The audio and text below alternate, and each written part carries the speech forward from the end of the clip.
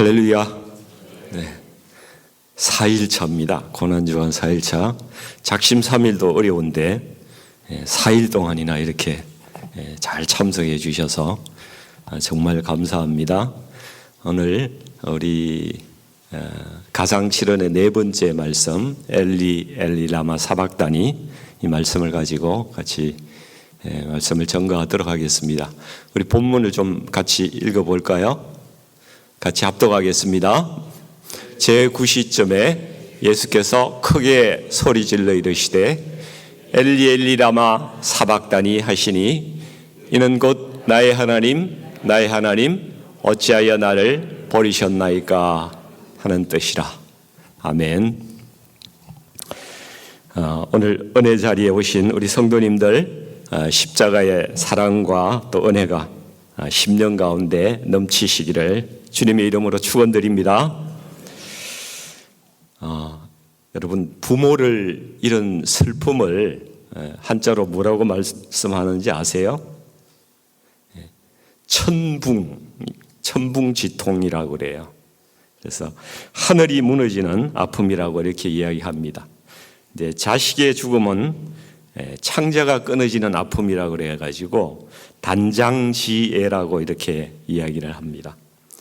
그래서 부모의 죽음은 산에 묻고 자식의 죽음은 가슴에 묻는다는 그런 말을 들어보신 적이 있으시죠? 참척이란 말 들어보셨어요? 세상에서 가장 참혹한 슬픔을 참척이라고 그래요. 근데 자식 잃은 슬픔과 그 고통을 우리가 참척이라고 이렇게 이야기를 합니다. 이 참척의 고통은 너무나 힘들기 때문에 그 부모가 눈을 감을 때까지 자식의 가슴에 납덩이처럼 이렇게 얹혀 있기 때문에 세월이 아무리 흘러도 아물지가 않는 깊고 큰 상처가 되는 것입니다. 근데 우리 지체들 가운데서도 이렇게 참척의 아픔을 겪으신 분들이 있다고 그런 말씀을 제가 들은 적이 있는데, 그 심정이 어떠했을지 정말 들을 때 가슴이 먹먹하더라고요. 얼마 전에 돌아가신 그 여류 소설가 박완서 씨 다 아시죠? 이분도 1988년에 당시에 25살 된 그 딸이 있었는데, 그 아들은 하나밖에 없었는데 의과대학을 졸업하고 레지던트 과정을 밟던 이 아들을 잃었습니다. 그 어머니의 마음이 어떠했겠습니까? 박완서 씨가 이렇게 하나님께 절규했어요. 내 아들아, 내가 세상에 없다니 그게 정말이냐? 이 어미에게 죽음보다 더 큰 벌을 주시려고 그토록 준수하고 사랑스러운 아들을 주셨더란 말이냐? 하나님이 그럴 수도 있으신 분이신가? 이렇게 하나님께 정말 목 놓아서 이렇게 절규를 했다고 합니다.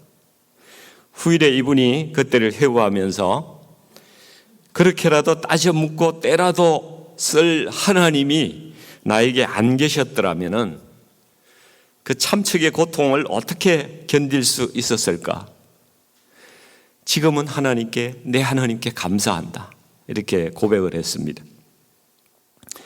근데 십자가에서 사랑하는 아들의 절규를 듣고도 도와주지 못하고 외면하신 그 하나님이 계시다는 사실을 우리는 알아야 됩니다. 우리는 때로 사고나 질병으로 사랑하는 자녀를 잃는 경우도 있죠.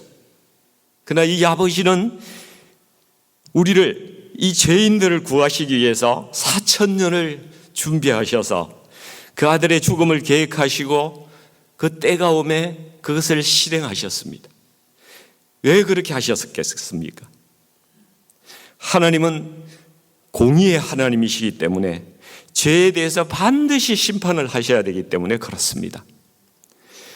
공의가 엄정하게 집행되는 그 심판을 따른다면은 우리 모든 사람은 다 죄인이기 때문에 다 지옥불에 던져져야 될 존재들입니다.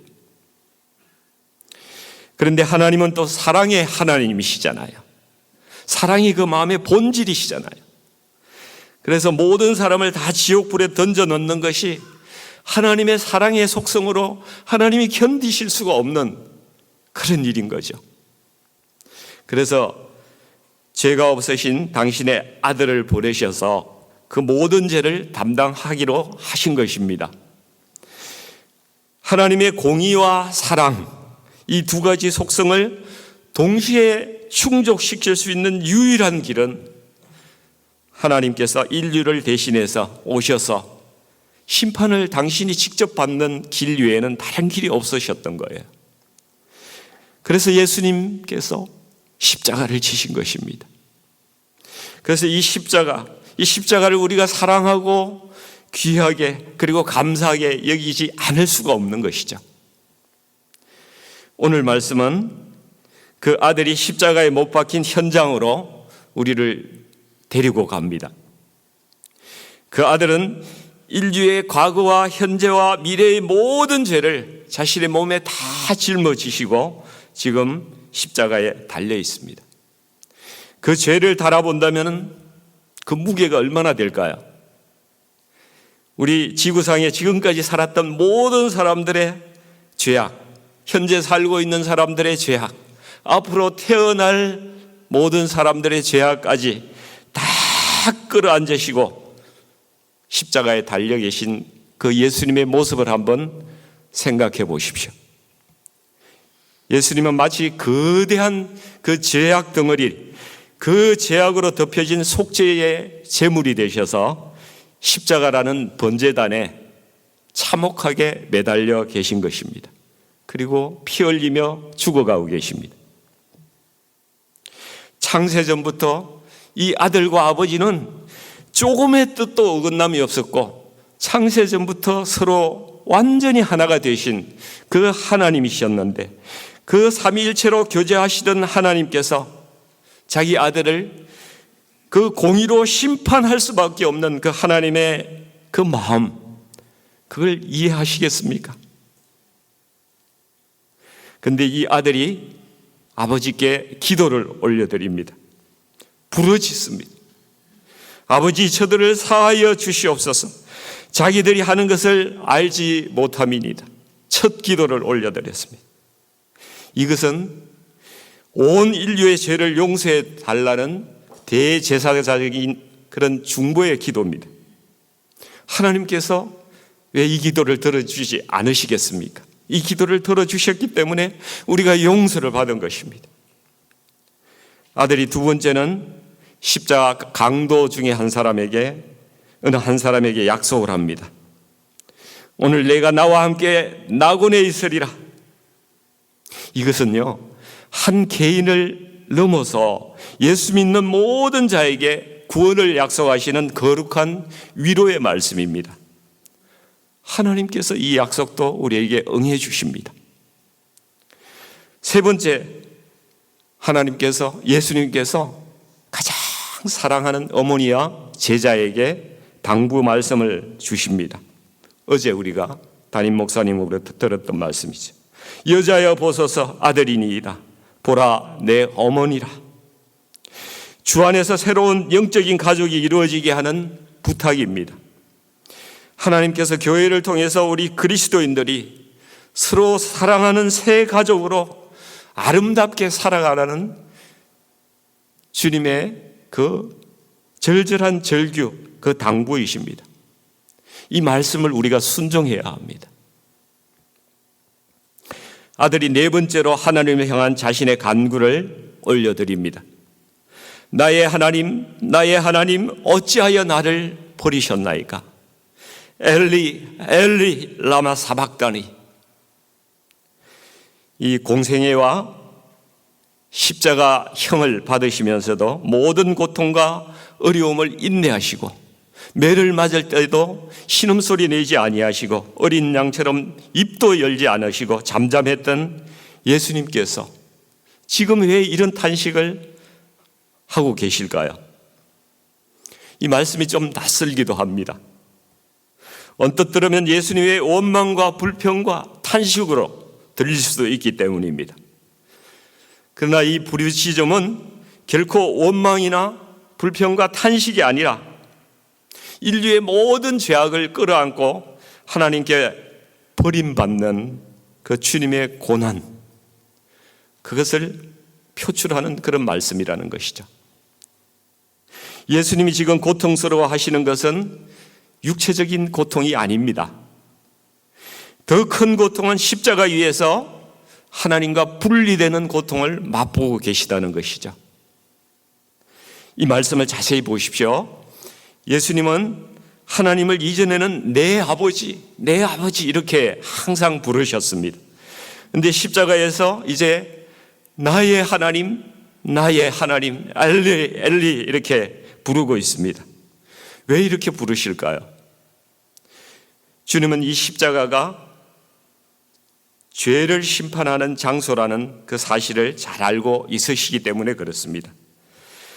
예수님은 피고로 지금 법정에 끌려와서 자기 아버지가 재판장이신, 하나님이 재판장이신 그 재판장에서 피고로서 공적인 재판을 받고 계시다는 사실입니다. 그것을 잘 아셨습니다. 그래서 아버지라고 개인적으로 친밀하게 부르던 그 아버지라고 부르지 못하고 재판장이신 하나님, 나의 하나님 이렇게 부르고 있는 것입니다. 사박다니, 사바크라는 이 아람어인데 버렸다는 그러한 말씀입니다. 완전히 내다버렸다, 멀리 갖다 버렸다, 유기를 해버렸다, 이런 뜻을 가지고 있습니다. 한국의 어떤 사람들은요, 우리 강아지를 키우다가 병들거나 또 마음에 안 들면은 요즘에 어떻게 하냐면은 멀리 섬에 가가지고 갖다 버린대요. 그리고 다시 자기를 찾아오지 못하도록 그렇게 갖다 버린다고 합니다. 좀 못됐어요, 그죠? 그런데 이 사박다니가 그런 의미를 가지고 있는 거예요. 다시 돌아오지 못할 곳으로 갖다 버린다는 거예요. 구약에서 1년에 한 번씩 대속죄일이 있습니다. 7월 10일이죠.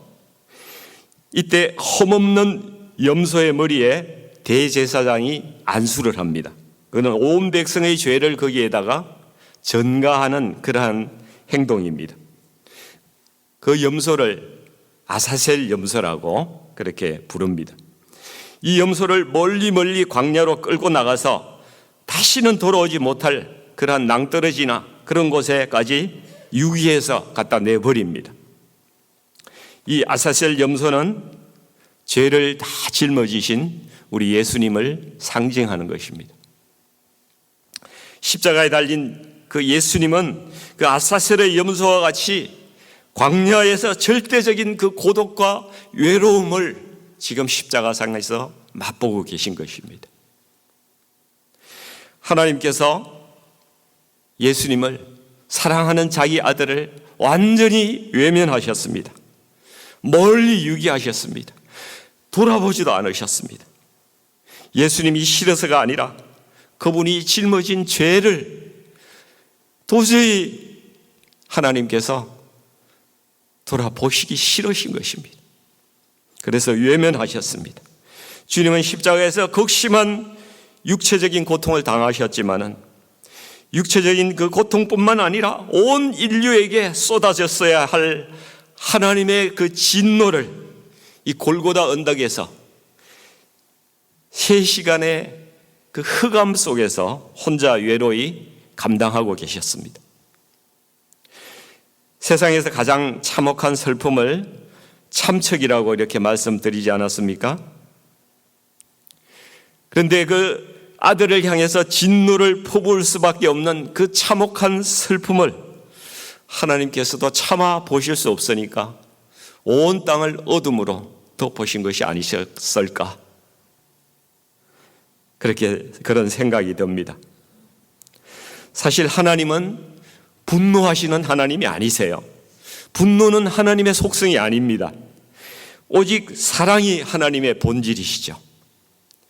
하나님의 분노는 그분이 창조하신 세상에 악이 침범했기 때문에 그 악이 침범한 거기에 대해서 거룩한 반응을 하신 것이지 결코 분노는 그분의 본질이 아닙니다.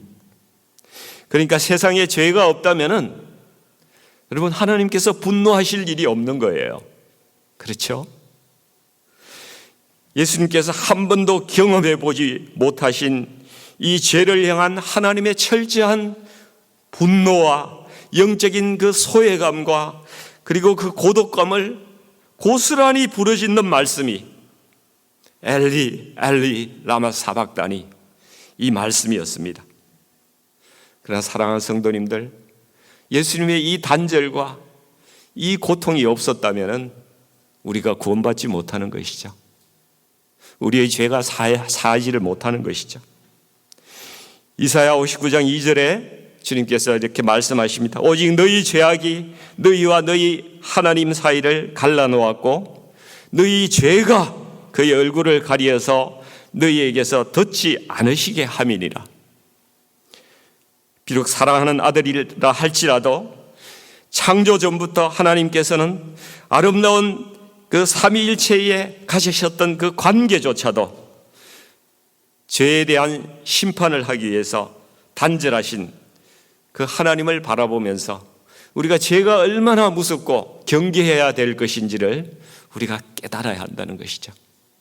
제가 어릴 때 살던 아주 시골 마을, 그 마을에는 한 30대쯤 된 그 청년이었던 것 같아요. 지금 기억해 보면은 항상 이렇게 해가지고 손가락을 올리고 죄 무섭다, 죄 무서워 이러고 다니는 청년이 있었어요. 사람들이 다 미친 청년으로 이렇게 생각을 했습니다. 나중에 제가 들은 이야기는 그 청년이 한번 죽었다가 살아난 청년이라고 그런 이야기를 제가 들었습니다. 아마도 어떤 경험이 있었던 것 같아요. 주님은 우리의 영원한 숙제이자 우리의 힘으로는 도저히 해결할 수 없는 문제, 죄의 문제, 이것을 당신의 십자가로 완전히 깨끗하게 다 해결해 주신 것입니다.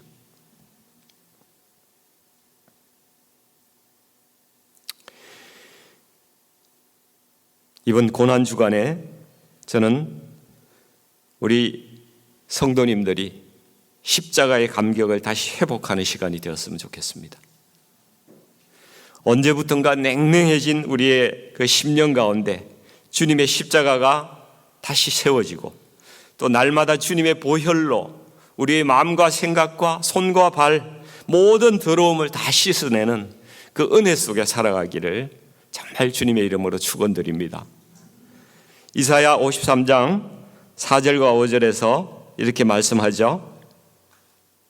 그는 실로 우리의 질고를 지고 우리의 슬픔을 당하였거늘 우리는 생각하기를 그는 징벌을 받아 하나님께 맞으며 고난을 당한다 하였노라. 그가 찔림은 우리의 허물 때문이요 그가 상함은 우리의 죄악 때문이라. 그가 징계를 받음으로 우리는 평화를 누리고 그가 채찍에 맞음으로 우리는 나음을 받았도다.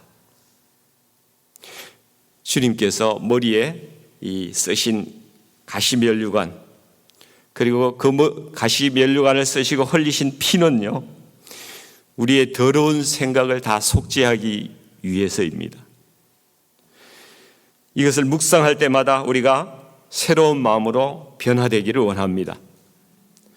주님께서 몸에 채찍을 맞으시면서 흘린 피는 우리의 아픈 육신을 낫게 하시는 치유의 피가 됩니다.